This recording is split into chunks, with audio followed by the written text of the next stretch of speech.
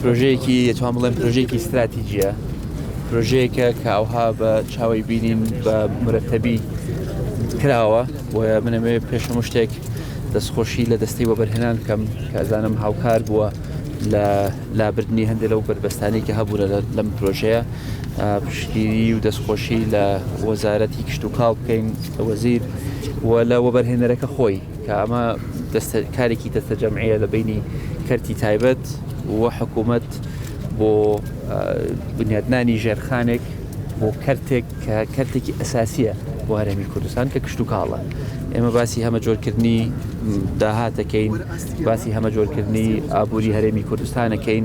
باسی ئەو ئەەکەین ڕزگارمان بێ لە نەوت وەکو تاکە سەرچاوی داهاتی وڵاتەکەمان، باسی هەلیکارەکەین. ئەمە هەموویەتی، ئەمە هەموو ئەمانە کۆئەکاتەوە، هەم هەلیکارە ڕەخسێنێ، هەم بە ئابوووریەکەمان هەمە جۆرەکە، هەم ئەمنی خۆراکمان ئەپارێزێت. بۆیە دەستخۆشی لە هەموو ئەو لایەنانە ئەەکەم کە هیمەتیان کردووە هەوڵیان داوە بۆ گەیاندنمان بەم ڕۆژە و خۆشحاڵیش بووین بە وتەی بەڕێز وەزیری کشت و کاڵ کە ئاماژەی دڵخۆشکەریدا دەربارەی پرۆژە کە لە ئارادایە بۆ هەڵەبجە، لە سلەیمانی، لە دهۆک، لە هەولێر و خۆشحاڵیشم کە هەستەکەم زۆرترین ئەو پرۆژانەی کە ئێمە بڵین ئیفتیتاحیانەکەین یان بەردی بناغیان بۆ دائەنین یان بەشدارە بین لە مەراسیمەکانیان پرۆژەی کشت و کاڵین، بۆ ئەمە پێم وایە دەستخۆشی دیسانەگەڕێتەوە بۆ هەم دەستەی وەبەرهێنان وەزارەتی کشت و کاڵ، ئەنجومەنی وەزیران و ئیدارە خۆجەیەکانیش. کاقوبەت من هەواڵم لە خەندان پرسیارێکم هەیە ئەمڕۆ 7 ئازارە ساڵیادی ڕاپەڕینی ژاری سلێمانی جەنابەت لەم دۆخەیە چ پەیامێکت هەیە بۆ شاری سلێمانی و بۆ خەڵکی کوردستان بەگشتی؟ بێگومان پیرۆزبایی لە خەڵکی کوردستان لە خەڵکی سلەیمانیەکەین بۆ یادی ڕاپەڕین، بەڵام لە هەمان کاتیشا ئەبێ بێتەوە بیرمانی ڕاپەڕین لە پێناوی چیکرا و ئەمڕۆ ئێمە لە دۆخێکین کە شاراوە نییە، خەڵکانێکی زۆر هەن ناڕازین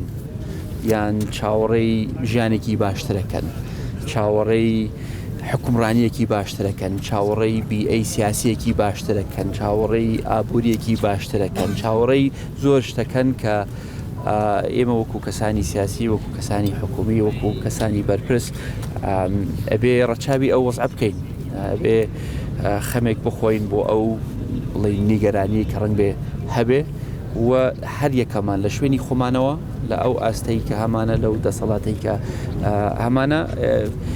ئیشی لەسەر بکەین. ئەوە حکوومەت دەستی بردووە بۆ چاکسازی ڕاستەخینە لە مەجالە جیاجیاکانە ئیشی بۆی کردووە، بەڵام حکوومەت کاکە تەرەف نییە کە ئیش لەسەر چاکسازی بکە، ئیش لەسەر نەهێشتنی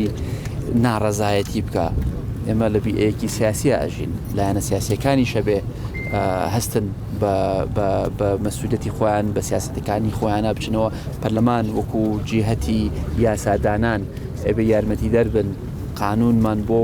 تێپەڕێنن، قانون تەقدیمکەن کە یارمەتی دەربێ بۆ باشترکردنی دۆخەکە، نەک دۆخەکەمان کە خۆی لە خۆیدا ئالۆزتری بکە. ڕێگام بن توزی حیزبیانە قسە بکەم، حیزبەکەی خۆم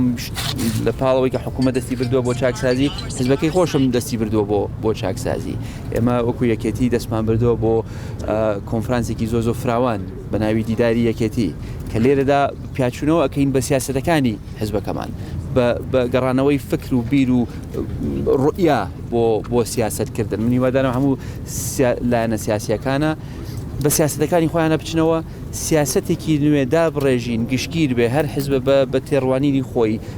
بە تایبەتمەندیەکەی خۆی سیاسەتی هەبێ کە ڕوبەڕووی بربەستەکانی ئەمڕۆ ببێتەوە، نابێ هەر لە ڕابردووە بژین. بۆیە من لەو ڕۆوە من پێم وایە گەشتبینم کە مناقەشەیەکی جددی هەیە لە ناو بیئەی سیاسی، لە ناو بارەگا حکومیەکان، لە ناو پەرلەمان، لە ناو کۆمەڵگا، لە ناو بازاڕی کار مناقەشەیەکی جددی هەیە لەسەر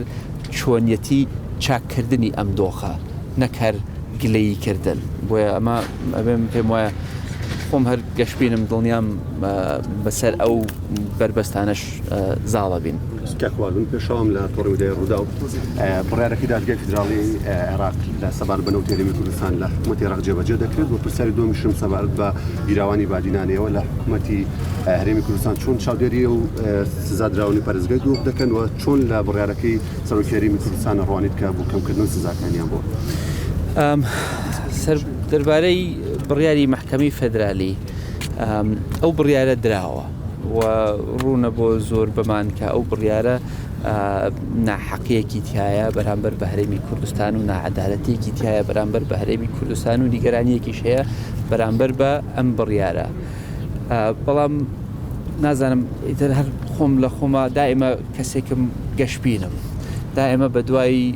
دەرفەتێکە ئەگەڕێم لە هەموو ناخۆشیەکە لە هەموو غەدرێکە بە دوای دەرفەتێکە ئەگەڕێم خۆشیەکی لێ بدۆزینەوە. ئێمە کێشەیەکی گەورەمان هەبووە لە 2010ەوە تاکو ئێستا ناوی کێشەی نەوتە.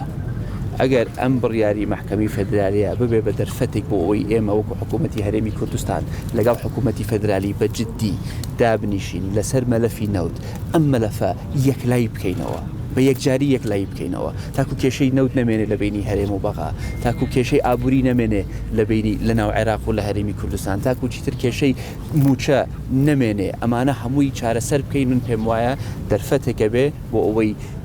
بۆ یەکلایەنە یعنی نەک یەکلایەنە بۆ یەکجاری ئەم بڕیارە یەکلا بکەینەوە بۆیە هەموو شتێک ڕەش نییە هەموو شتێک ڕەفز نییە هەموو شتێک کەوتن نییە بڕیارێک دراوە غەدرێک لە هەرێمی کوردستان کراوە بەڵێ ڕاستە بە غەدری ئەزانم بەڵام ئەتوانین ئەمە بکەین بە دەرفەتێک بۆ چارەسەرکردنی کێشەیە کە لە 2010ەوە بەرۆکو یەخەی هەرێمی کوردستانی گرتووە. دەربارەی